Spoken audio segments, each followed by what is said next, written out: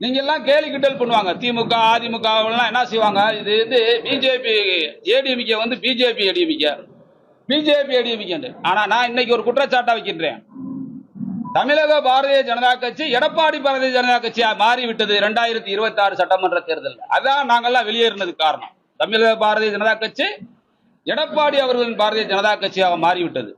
2024 மதிப்புக்குரிய அண்ணாமலை ஐபிஎஸ் அவர்களின் தலைமையில் பாரத பிரதமரின் புனிதமான திட்டங்களை பொதுமக்கள் மத்தியில் எடுத்துக் கூறுவதற்காக எண் மக்கள் என்ற நடைபயணத்தை துணிச்சலாக மேற்கொண்டு ஒவ்வொரு சட்டமன்றமாக சென்று வந்தார்.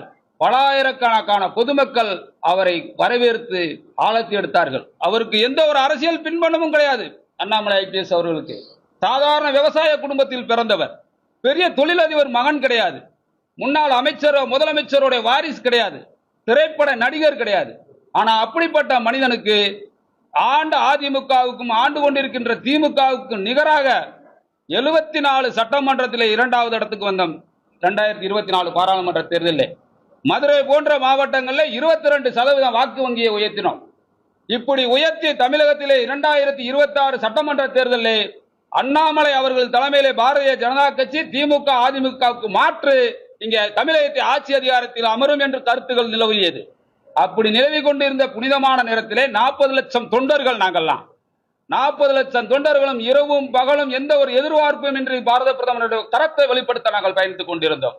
ஆனால் தமிழகத்தில் இருக்கின்ற ஒரு சில சுயநலவாதி பாரதிய ஜனதா கட்சியுடைய தலைவர்கள் அவங்களுடைய சுய லாபத்துக்காக பயணித்துக் கொண்டிருக்கின்ற பாரதிய ஜனதா கட்சி தலைவரை மாற்று கட்சியின் வேண்டுதலுக்காக வகுத்து பிள்ளைக்காரிய வெட்டி பலி கொடுத்த மாதிரி வளர்ந்த பாரதிய ஜனதா கட்சியின் தலைவரை மாற்றிவிட்டு புதிதாக ஒரு தலைவரை நியமனம் செய்தார்கள். அந்த தலைவர் அனைத்து இந்திய அண்ணா திராவிட முன்னேற்ற கழகத்தின் பொதுச்செயலாளர் எடப்பாடி அவர்களின் மறுபக்கமாக தான் செயல்பட்டார் என்று பாரதிய ஜனதா கட்சியின் சித்தாந்தத்துக்காகவோ கொள்கைக்காகவோ தொண்டர்களுடைய கருத்தை அவர் ஒரு நாள் கூட தொலைபேசி அழைப்பு எடுத்து அவர் தொண்டர்களின் கருத்தை கேட்டதே கிடையாது. இன்னைக்கு இந்த மீடியா வாயில நான் தெரியப்படுத்திக் கொள்கிறேன். இப்ப எங்களை விமர்சனம் பண்றாங்களோ வாழ்த்துறாங்களோ தெரியாது பாரதிய ஜனதா கட்சியுடைய தொண்டர்களோ பொதுமக்களோ. இப்ப எங்க அண்ணன் நயனார் நாகேந்திரனுக்கு நீங்க போன் தொலைபேசியில் அடிங்க, உங்க போனை எடுத்துட்டாருன்னா 1 லட்சம் ரூபாய் பரிசு தரேன். அப்ப 167 பேர் இந்த இயக்கம் தமிழகத்திலே வளர வேண்டும் என்று உயிர் தியாகம் செய்து பெற்ற இயக்கம், வளர்ந்து வந்த இயக்கம். 7 மாநில தலைவருக்கு கீழே நாங்க பயணிச்சிருக்கின்றோம். 7 மாநில தலைவருக்கு கீழே பயணிக்கும் பொழுது 3% 4% மேல நாங்க முன்னேற்றத்தை கொடுக்க முடியவில்லை. ஆனால் அப்ப கூட நாங்க வருத்தப்படவில்லை. பாரதிய ஜனதா கட்சியில் இருக்கமே ஜெயிக்க முடியலையே, வெற்றி பெற முடியலையே நாங்க வருத்தப்பட, ஏன்னா சித்தாந்தத்தின் அடிப்படையில் நாங்கள் வாழ்ந்து கொண்டிருக்கின்றோம். ஆனால் வளர்ந்து வந்து 2026 ஆட்சியை பிடிக்க போகிறோம் என்ற சூழலிலே யாருதோட தூண்டுதலோ என்ன சாவமோ என்ன பாவமோ தமிழகத்தில் மட்டும் இந்த பாரதிய ஜனதா கட்சி எதற்காக எடப்பாடியிடம் போய் மண்டியிட்டார்கள், எடப்பாடியிடம் போய் விலை போனார்கள் எனக்கு தெரியவில்லை. சரி, அதையும் பொறுத்து கொண்டோம், நாங்கள் அதையும் பொறுத்து கொண்டோம். இந்த சமூகத்துக்காகவும் இந்த சமுதாயத்துக்காகவும் கட்சியோட சித்தாந்தத்துக்காகவும் அதையும் பொறுத்து கொண்டு பயணம் மேற்கொண்டோம். இன்னைக்கு முறையாக 80 லட்சம் வாக்குகள் பெற்றிருந்தது தேசிய ஜனநாயக கூட்டணி அண்ணாமலை அண்ணன் அவர்கள் தலைமையில். எடப்பாடி ஐயா அவர்களுடைய தலைமை அனைத்து இந்திய அண்ணா திராவிட 1 கோடி வாக்குகள் பெற்றிருந்தது. அந்த விகிதாசார பிரகாரம் தொகுதி பங்கீடு பெற்றிருந்தால் எந்த எதிர்பார்ப்பின்றி உழைத்துக் கொண்டிருந்த இந்த இப்படிப்பட்ட தலைவர்களுக்கெல்லாம் ஒரு வாய்ப்பு, அரிய வாய்ப்பு கிடைத்திருக்கும். அதையும் மறைத்து யாருடைய கன்சல்டிங் கிடையாது. ராஷ்டிரியம் சுயம்சேவர் ஏகாத்மா மாணவ தரிசனம் பாரதிய ஜனதா கட்சியுடைய சித்தாந்தம். அப்படின்னா என்ன அர்த்தம்? அனைவருக்கும் அனைத்தும் சுழற்சி முறையில் கொடுக்கப்படும். தலைவர்கள் மண்டல் தலைவரிலிருந்து மாவட்ட தலைவர், மாநில தலைவர், தேசிய தலைவர், கிளை தலைவர், இந்த 5 பேருக்கு தான் இந்த கட்சியில எலெக்டட் தலைவர்கள். அப்புறம் நியமனம். இந்த 5 பேர்கள் 3 ஆண்டுக்கு ஒரு முறை தேர்தல் மூலமாக தேர்ந்தெடுக்கப்படுவார்கள். அப்படி இருக்கக்கூடிய சித்தாந்தத்தை மாவட்ட தலைவர்களை தேர்ந்தெடுப்பதற்கு கருத்து கேட்பார்கள். ஆனால் அங்க போன உடனே அவங்களுக்கு வேண்டியவர்களுக்கு அரசியல் பின்பலம், அரசியல் அனுபவம், அரசியலுடைய விவரமே தெரியாத தலைவர்களை தலைவராக நியமித்தார்கள். அதுவும் இந்த தேர்தலில் படுதோல்விக்கு ஒரு காரணம்.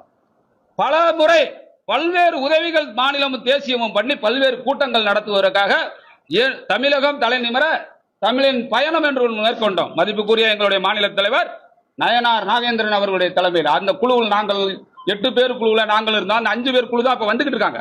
அந்த குழுவில் இருந்தவங்க தான் இங்க உட்கார்றோம். நாங்கள் பயணம் மேற்கொண்டு ஒரு மாவட்டத்திற்கு ஒரு பொதுக்கூட்டம், 10,000 நபர்களை அமர வைக்க வேண்டும் என்று நம்ம திட்டமிட்டு இருந்தோம்.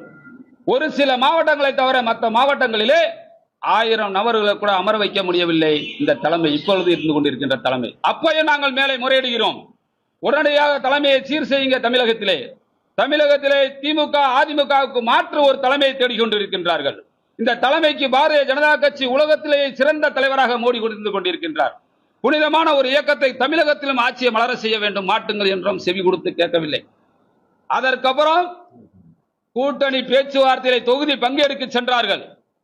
யாருக்குமே எந்த ஒரு பரிமாற்றமும் கிடையாது. 27 சட்டமன்ற தொகுதியை வாங்கி கொண்டு வருகிறார்கள். 27 சட்டமன்ற தொகுதியை வாங்கி கொண்டு வந்த மறுக்கணமே இந்த இயக்கத்துக்காக எந்த எதிர்பார்ப்பும் இன்றி பயணித்த அத்தனை 40 லட்சம் தொண்டர்களுடைய வாழ்க்கையிலே மிகப்பெரிய இடி விழுந்து விட்டது. இதுல எதனால ஒரு மாற்றம் வரும்? கிளையில் வேலை பார்த்த ஒரு கிளை தலைவருக்கு ஒரு வேட்பாளர் கிடைக்கும், ஒன்றியத்தில் வேலை பார்த்த ஒன்றிய செயலாளருக்கு ஒரு வேட்பாளர் கிடைக்கும், மாவட்டத்தில் வேலை பார்த்த ஒரு மாவட்ட தலைவருக்கு ஒரு வேட்பாளர் கிடைக்கும் என்று எதிர்பார்த்தோம். ஆனால் அவர்கள் போட்டியிட்டவர்களே போட்டியிடுவதற்கு மட்டும் தொகுதியை பேசியிருக்கார்கள் என்பது எங்களுக்கு பின்னதான் தெரிய வந்தது. அவர்கள் சென்ற 27 தொகுதியிலே ஒரு சில தொகுதியை தட்டு மற்ற தொகுதி தூரம் படுதோல்வி அடைவோம் என்று தெரியும். அப்பொழுது மேலே கருத்து சொல்கின்றோம், இந்த தொகுதிகளை மாற்றி வாங்குங்கள். இதில் மூவர், இந்த தொகுதி பேச்சுவார்த்தை குழுவில் மூவர் மட்டும் சென்றிருந்தாலே தொகுதி வேணாம் வந்திருப்பாங்கன்னு நான் சொன்னேன். அந்த மூவர் யாருன்னு கேட்டாங்க. ஒருவர் வாய் பேச முடியாதவர், இன்னொரு கண் தெரியாதவர், இன்னொரு காதுகள் ஆவதர். இந்த 27 பேரை பட்டியலை எடப்பாடி கொடுக்கல தடவி பார்த்துட்டாங்க. ஐயா, இதுல என்ன 1-2 தவிர மற்றதெல்லாம் ஜெயிக்காதையா, இதை மாத்தி கொடுன்னு அவனே கேட்டிருப்பா. ஆனா நீங்க எப்படியா வாங்கிட்டு வந்து அறிவிச்சீங்க? எப்படி வாங்கி அறிவிச்சீங்க? அப்ப தமிழக பாரதிய ஜனதா கட்சி பிஜேபி பிரிட்டிஷ் பிஜேபியா? என்னுடைய கேள்வி அதான். தமிழக பிஜேபி பிரிட்டிஷ் பிஜேபியா? உன்னுடைய கருத்து உரிமை எங்க? ஜனநாயகம் எங்க? சமூக நீதி எங்க? இந்த இயக்கத்துக்காக எந்த எதிர்பார்ப்பும் நான் 27 வருஷம் பயணித்திருக்கின்றேன். நான் மண்டல் பொதுச் செயலாளர், மண்டல் தலைவர், மாவட்ட செயலாளர், மாவட்ட பொதுச் செயலாளர், மாவட்டத்துக்கு புறநகருக்கு 3 முறை தலைவர், மதுரை மாநகருக்கு 2 முறை, 5 முறை தொடர்ச்சியாக மாவட்ட தலைவர். இன்னைக்கு எனக்கு உச்சபட்ச பொறுப்பு கொடுத்திருக்காங்க, மாநிலத்துடைய கூட்டுறவு பிரிவு தலைவர். ஆனா இங்க நான் தலைவரா வரல, சாதாரண தொண்டனாக வந்திருக்கேன், சாதாரண மக்களுடைய உறுப்பினராக வந்திருக்கேன். அண்ணாமலை அண்ணன்ட்ட யாருக்கு எந்த பொறுப்பும் கிடையாது, அது தெரிஞ்சுக்கோங்க. அவரே தலைவர் கிடையாது. இந்த இயக்கத்தோட அனைவருமே, நாம் அனைவரும் தலைவர்கள். இந்த இயக்கத்தோட நோக்கம் அதுதான், இந்த நோக்கத்தோட சித்தாந்தம் அதுதான். இப்ப கூட 20 முன்னாள் அமைச்சர்கள் எல்லாம் பாரதிய ஜனதா கட்சியில் இணைய காத்து கொண்டிருக்கின்றார்கள், கதவை தட்டி கொண்டிருக்கின்றார்கள். ஆனால் இப்பொழுதைக்கு அதுக்கு வாய்ப்பு இல்லை. ஏன்? நம்ம நேரடியாக மக்களை சந்திக்க வேண்டும், சமூக இயக்கமாக மாற வேண்டும், மக்களுடைய கருத்துக்களை கேட்க வேண்டும், தன்னிச்சையாக அவர்களாக வந்து உறுப்பினராக இணைய வேண்டும். விசில்கால் உறுப்பினர் என்று இணைத்தால் அதுல ஏதோ பெருமை சேர்ப்பதற்காக 1-2 தவறாக போய்விடும். அதனால் அவரவர்களாக இணையட்டும் சகோதரரே. 50 லட்சம் உறுப்பினர்களை நம் இலக்கை தொட்டவுடன் அரசியல் கட்சியின் என்ற என்ன இலக்கிய 6 மாத காலங்களுக்குள் நம்ம முடிவு செய்து விடுவோம். அதற்கப்புறம் இந்த ஆண்டு இறுதிக்குள் தன்னிச்சையாக 1 கோடி உறுப்பினர்களை நாம் தொடக்கூடிய ஒரு சூழலை உருவாக்குவோம். இங்கே மலையில் பூத்த காலம் நம்ம சாப்பிடலாம். இன்னைக்கு தமிழக அரசாங்கம் மாயையிலே பூத்தி இருக்கின்றது. இந்த மாயையிலே பூத்தின் அரசாங்கத்தை வைத்து 30 நாள் நிறைவிலே இன்னைக்கு என்ன ஆகுவாங்க? காரியத்துக்கு எத்தனாவது நாள் சொல்லுவாங்க? 30 நாள் சொல்லுவாங்க. அதே மாதிரி இந்த காரியத்தன்னைக்கு இருட்டு தமிழ்நாடு முழுவதும் இந்த 30 நாள்லயே இருட்டுல மலியிருச்சு. இந்த மாற்றத்தை கொண்டு வருவதற்கு உயர்ந்து மதிப்புக்குரிய அண்ணாமலை IPS அவர்களால்தான் முடியும் என்று அத்தனை தமிழக மக்களின் ஜாதி கடந்து, மதம் கடந்து, மொழி கடந்து நம்பிக்கையோடு வாழ்ந்து கொண்டிருக்கின்றார்கள். அவர்கள் நம்பிக்கைக்கு நாங்களும் ஒரு குண்டூசியாக பயன்பட வேண்டும் என்பதற்காகத்தான் என்னை பல்வேறு பொறுப்புகள் கொடுத்து அலங்கரித்துக் கொண்டிருந்த பாரதிய ஜனதா கட்சியில் இருந்து கனத்த இதயத்தோடு மாண்புமிகு நரேந்திர மோடி அவருடைய அணியில் பெருமையோடு பயணித்த நான் இன்றைக்கு பாரதத்தை அவரை நேசித்தாலும் தமிழக மக்களுக்காக அண்ணாமலை IPS அவருடைய கொள்கையை கையில் எடுப்போம் என்பதற்காக நாங்கள் இணைந்திருக்கின்றோம்.